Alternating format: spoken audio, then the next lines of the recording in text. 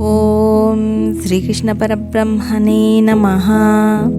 తపామ్యహమహం వర్షం నిగృహ్ణా మృత్యుజామి చ అమృతం చైవ మృత్యుశ్చ సదసచ్చాహమర్జున.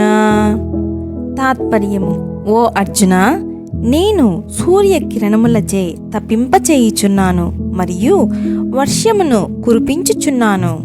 వర్షమును నిలుపుదల చేయుచున్నాను. మరణరాహిత్యమును మోక్షమును మరణమును నేనే.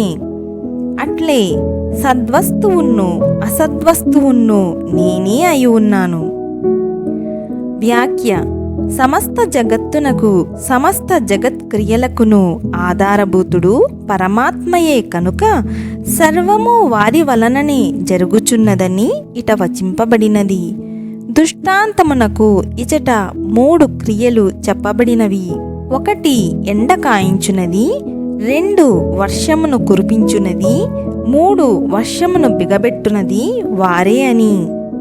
కాబట్టి అతివృష్టి కానీ, క్షామము కానీ, లేక మరి ఏ ఆపద కానీ సంభవించినప్పుడు తన్నివారణమునకు సర్వేశ్వరుడు తప్ప జీవులకు వేరు శరణ్యము లేదని స్పష్టపడుచున్నది.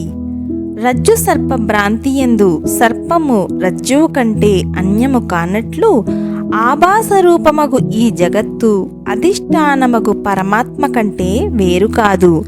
కనుకనే పరమార్థ దృష్టియందు అమృతము, మృత్యువు, సత్తు, అసత్తు అన్నియు ఒకే దైవస్వరూపముగా ఇచట వర్ణింపబడినది. వాస్తవముగా భగవానుడు సద్వస్తువే కాని అసద్వస్తువు కాదు. అమృత స్వరూపుడే కాని మృత్యురూపుడు కాడని గ్రహించునది. గ్రీష్మము, వర్షము, వర్షాభావము ఎవరి వలన కలుగుచున్నవి? పరమాత్మ వలన. హరి ఓం తస్సత్. శ్రీకృష్ణార్పణమస్తు.